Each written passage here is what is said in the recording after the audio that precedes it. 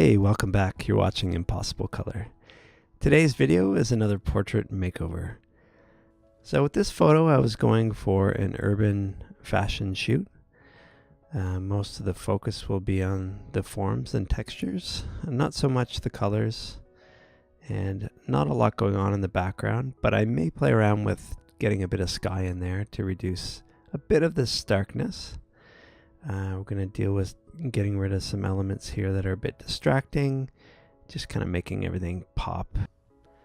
So the first thing I did here was I grabbed the straighten tool, and if you just click down and go along any straight edge in your image, you're going to help align your photo. So I had a slight tilt to that. When you have large buildings in there, it can make a big difference.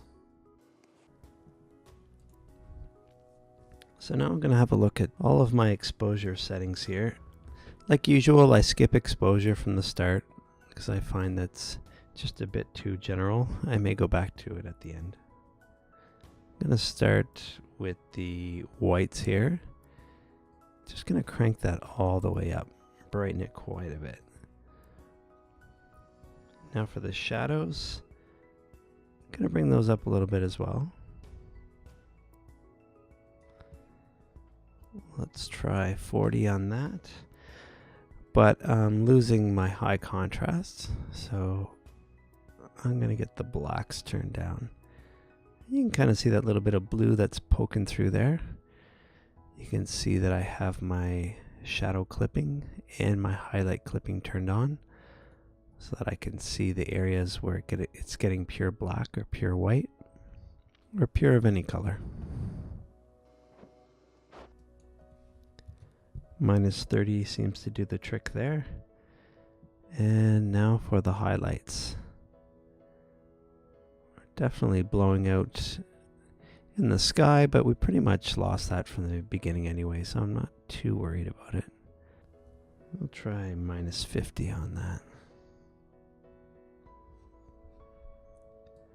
Now you can see as I made that change that there is some chromatic aberration. You can see some aqua fringing along here, along the top edge. And of course you get its friend, the purple side or the magenta, creeping through here. So let's jump over to our lens correction settings and go to color. We'll try turning on remove CA. Didn't quite do it, but that's okay. We can go down here and let's just turn up that purple until that disappears. Peek around the image a little bit and make sure that we're not affecting anything else. That seems to be okay. And now for the green, you can see that we've got it set here to kind of a greenish blue aqua color. Hopefully we'll cover that area in there. Doesn't quite get it, so I'm going to drag this just a little more towards the blue. And that seems to have done the trick. Make sure nothing else has a loss because of that. Yeah, it seems to be okay to me. So let's open that up into Photoshop. So the first thing I want to do in Photoshop is sort out some of these shapes here. I'm just going to make a selection of that little bit that's sticking out. I'm going to go to Edit, Fill, and Content Aware. And now we have a nice clean edge, and we've got some nice buffer on both sides. And it's, it's roughly about the same amount of margin on the top and bottom, slightly more here, but definitely looks a lot better. And now I'd like to try bringing in some clouds and see if we can add a little bit of action happening up here so it's not quite so stark. So I'm going to go back to Bridge, and this is a photo that was taken from a similar location but on a much more interesting evening around the same time with better lighting. So I'm going to steal a little bit of this cloud area here in the middle. Copy that out. And we'll paste that right in on top here. And because it's clouds, and there's a lot of information there, it's okay to scale it up slightly. Then I'm going to create a mask by pressing this little box with a circle in the middle of it. And we'll fill that mask in black to hide it.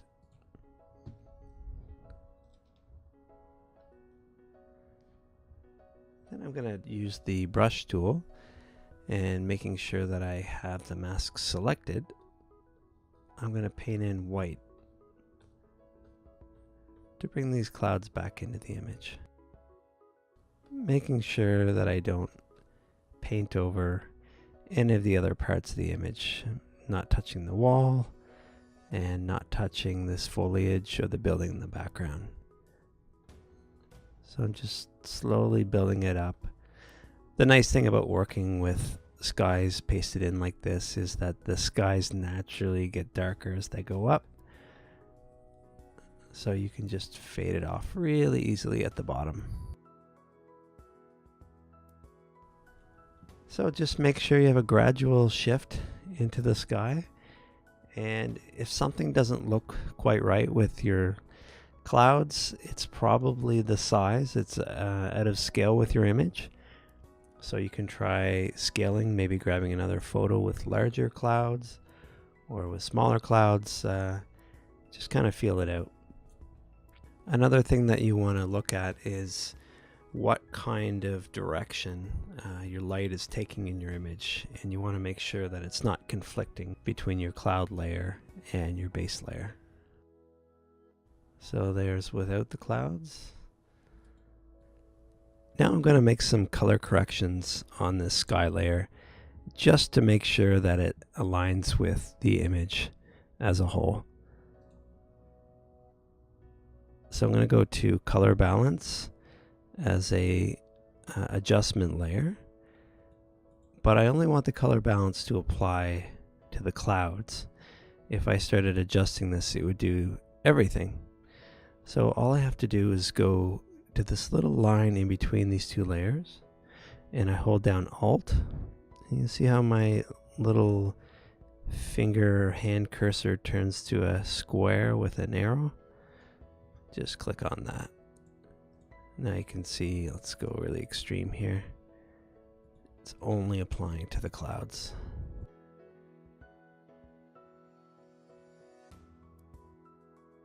So I'm going to add a little bit more towards the cyan side. You're probably wondering, well, what am I using to determine what this looks like? Well, when you see shadows in your image, that shadow is taking on the color of the sky. And because this is, white and gray, it's a pretty neutral color here. It provides an excellent guide for matching this up.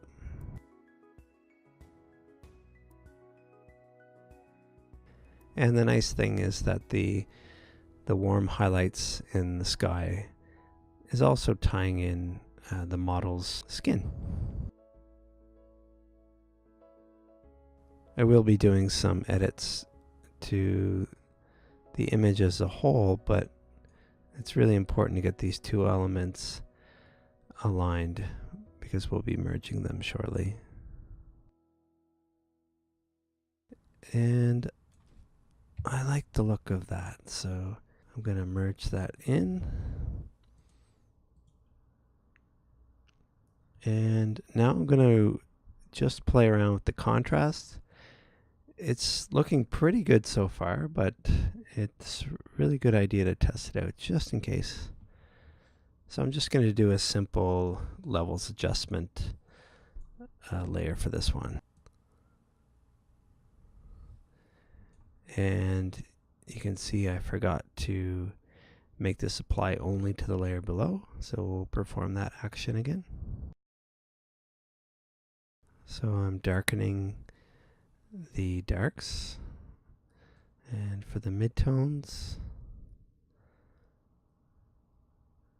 I can bring that darker as well. And now for the highlights, I'll darken those a little bit as well. Actually, I think that looks pretty good. So we added some more contrast there. Adds a bit more drama, but the colors still align really well.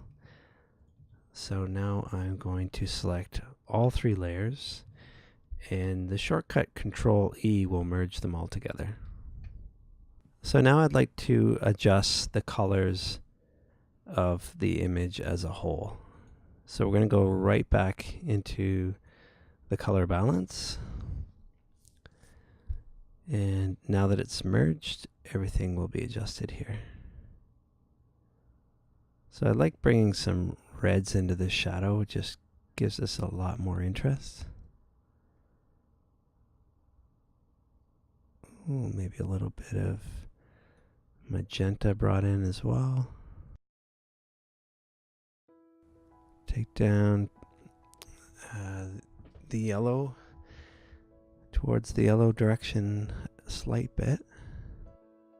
Really, I just like to try these sliders in both sides and see what looks best.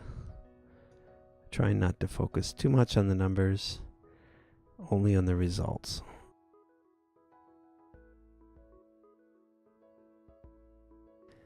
And if you find that you just can't decide, you're going back and forth, just set it to 0. You're probably there already. So let's turn that on and off.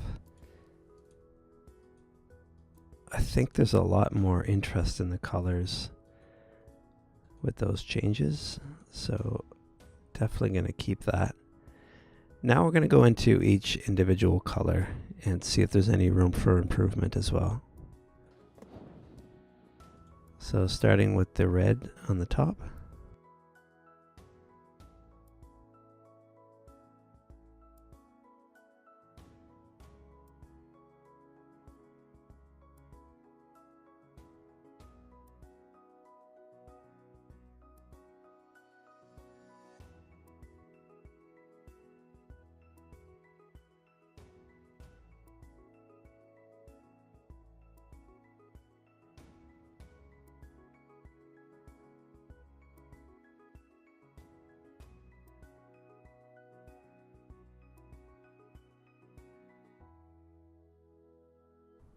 And that looks good to me. Turn that on and off. See what kind of results we're getting.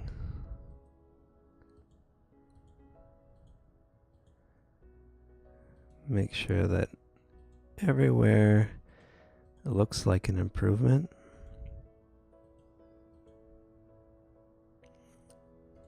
I think on those blacks I added a bit too much color. So I'm going to scale that back a little bit.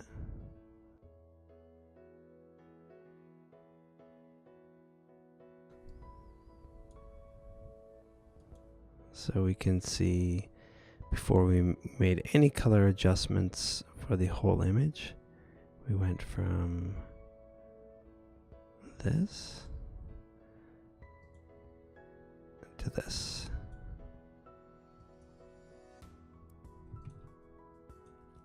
I'm going to put those in a new color folder. If you ever want to make a folder really easily and also group things together, just select 2 layers and go to this drop down and go to New Group from Layers. So the next thing I'd like to do is just to get a merged copy of this.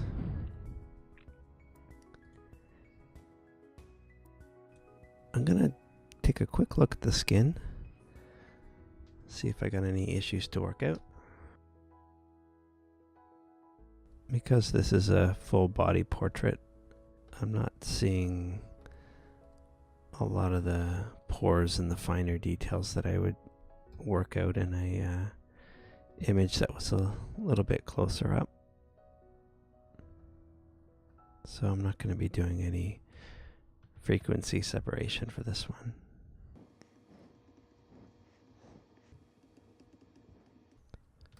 Let's check out the hands. Got a little bit of an issue happening on the edge here. So we'll make a new layer. Select a color nearby.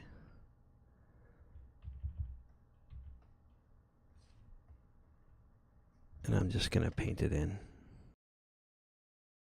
I see some on the legs there as well. This was probably a result of doing our defringing,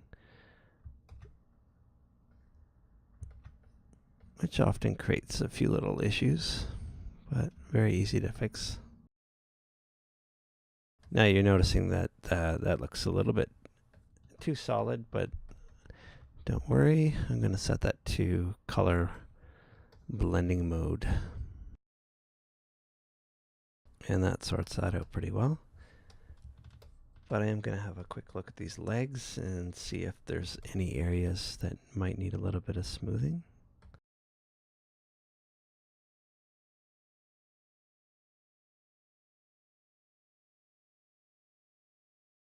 Just normalizing some of the colors here. And this time, instead of making a new layer, I just set my brush to color mode. A little bit too much of the blue from the sky is coming through on the chest here, so I'm going to do some coloring, but very subtly, because that naturally would take on a little bit more of the sky color, so I don't want to paint it entirely.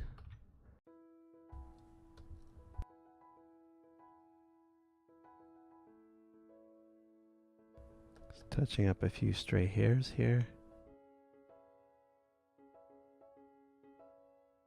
Keeping the freckle on there, of course. So I'm going to make a duplicate now, and we'll try to get rid of some noise. There isn't a lot in the image, but it'll be a good preparation for the sharpen. So there's been no sharpening on the image yet. So I'm going to go to the Nik collection, define 2, download this for free from Google if you want. Make sure that you're somewhere important on the image when you're running this.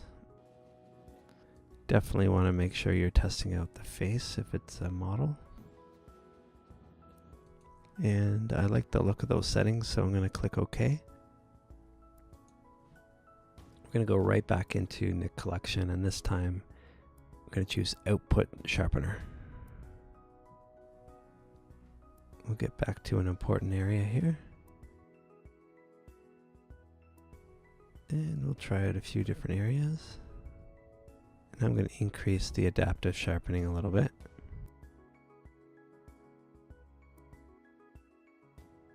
And the local contrast, this is pretty much equivalent to the clarity that you would have in Camera Raw. And I'm going to OK that. Now I'm going to take the sharpen layer and I'm going to create a mask.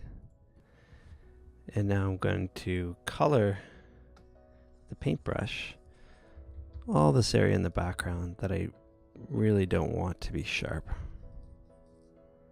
I want the focus to be on the model and her clothing and none of this unnecessary stuff. You can click the backslash key on your keyboard and it'll give you a nice red preview that you can work with here. I find this makes things a lot easier when you're coloring in your masks. If you make any mistakes, simply switch to white and you can paint it back in.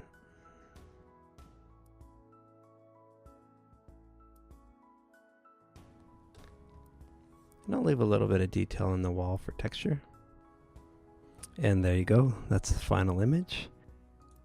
We'll go back into our image one more time, and we'll go to the camera raw defaults, pasting that directly on top. We can see the before and the after. I hope you liked today's portrait makeover. If you like what you're seeing, please click the subscribe button, give me a thumbs up, share with your friends. And if you just want to add some comments in there to share with the community, or tips and tricks that you think would be useful, please do so. And if you haven't already, please follow me on Facebook, where you'll see a lot of different makeovers that don't make it to the tutorials, but you can see lots of before and after images. See you next week. This is Impossible Color.